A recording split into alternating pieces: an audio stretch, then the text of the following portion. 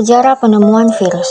Penemuan virus berawal dari penelitian Adolf Meyer, seorang ilmuwan yang berasal dari Jerman pada tahun 1883. Meyer menemukan bintik-bintik berwarna kekuningan pada daun tembakau yang kemudian disebut sebagai penyakit mosaik. Meyer mencoba menularkan penyakit tersebut dengan cara menyemprotkan getah dari tanaman yang sakit. Hasilnya, tanaman yang sehat tersebut ikut terserang penyakit. Kemudian, dia mencoba mencari mikroba yang menyebabkan penyakit tersebut menggunakan peralatan untuk mendeteksi bakteri, tetapi tidak menemukan apapun. Oleh karena itu, Meyer membuat kesimpulan bahwa penyebab penyakit mosaik adalah mikroba yang berukuran lebih kecil dibandingkan bakteri. Pada tahun 1892, Dmitri Ivanovsky menyetujui pendapat Meyer bahwa penyebab penyakit mosaik berukuran lebih kecil dibanding bakteri. Hal tersebut dibuktikan dengan lolosnya penyebab penyakit mosaik pada saringan yang tidak dapat dilalui oleh bakteri. Kemudian, seorang ilmuwan dari Belanda yang bernama Martinus B. Gering pada tahun 1897 membuat kesimpulan bahwa partikel patogen penyebab penyakit mosaik memiliki ukuran lebih kecil dibandingkan bakteri, hanya dapat hidup di dalam organisme dan bisa bereproduksi. Akhirnya, ilmuwan bernama Wendell Stanley, asal Amerika Serikat, mencoba mengkristalkan patogen tersebut dan memberikannya nama Tobacco Mosaic Virus atau TMV atau virus mosaik tembakau.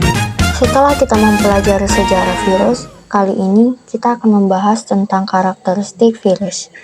Yang pertama itu ukuran virus. Virus memiliki ukuran yang jauh lebih kecil dibandingkan dengan bakteri. Diameter terkecil virus saat ini adalah 17 nanometer dan diameter terbesarnya adalah 1000 nanometer atau 1 nanometer sama dengan 0,001 mikrometer. B. Sifat virus. Virus memiliki sifat seperti makhluk hidup, yaitu memiliki asam nukleat dan mampu memperbanyak diri. Namun, virus tidak termasuk makhluk hidup karena beberapa alasan tersebut. Yang pertama, virus tidak dapat diendapkan dengan sentrifugasi biasa, tetapi dapat dikristalkan seperti layaknya benda mati. Virus dalam bentuk kristal masih memiliki daya patogen apabila diinfeksikan ke dalam tubuh organisme hidup. Yang kedua, virus di luar organisme hidup disebut virion.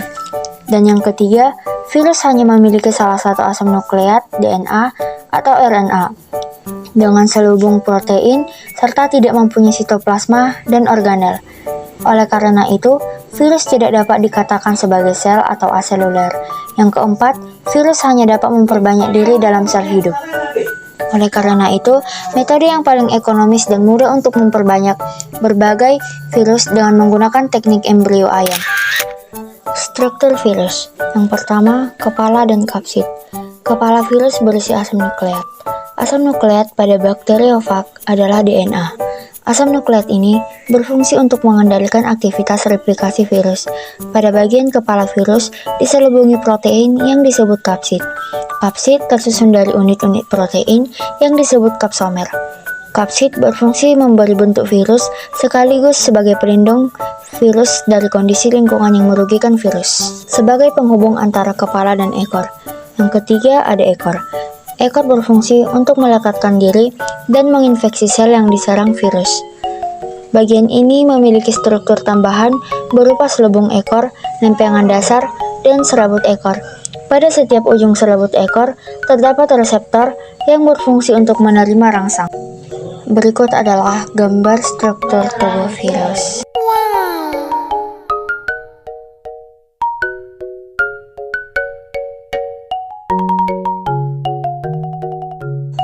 Kali ini kita akan membahas tentang proses replikasi virus. Replikasi virus merupakan proses pengendaan virus. Virus harus menginfeksi sel inang agar dapat berkembang biak. Inang virus berupa makhluk hidup atau sel hidup, misalnya bakteri, sel tumbuhan, atau sel hewan. Cara reproduksi virus dikenal dengan istilah proliferasi. Berikut gambar proses replikasi virus yang dapat kita lihat. Ada beberapa tahap yang terjadi dalam daur litik. Yang pertama, adsorpsi, yaitu melekatnya ekor virus pada dinding sel bakteri.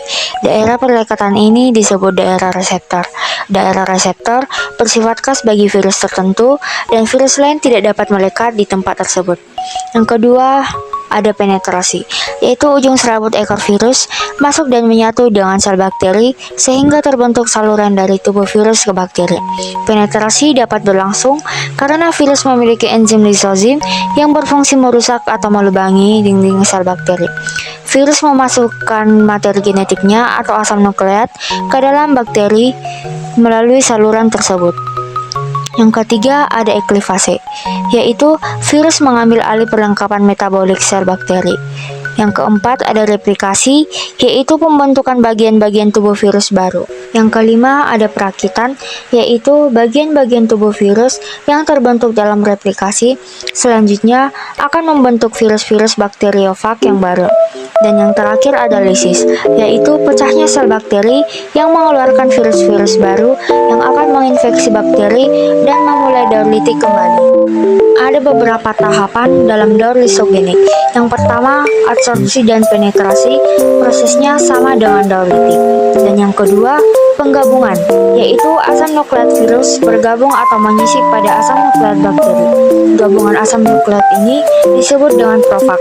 Dan yang ketiga, pembelahan. Pada saat bakteri membelah diri, profag ikut membelah sehingga menghasilkan bakteri yang mengandung profag. Yang keempat, sintesis, yaitu asam nukleat virus secara alami akan memisahkan diri dari asam nukleat bakteri untuk memasuki daur litik. Selanjutnya, asam nukleat virus akan membentuk partikel-partikel virus baru. Yang kelima, perakitan, yaitu penyusutan partikel-partikel virus menjadi virus-virus baru. Dan yang terakhir adalah lisis, yaitu lisisnya sel bakteri dengan mengeluarkan virus-virus baru yang selanjutnya akan mengikuti daur litik atau daur lisogenik kembali. Berikut ada bentuk-bentuk virus yang saya tampilkan.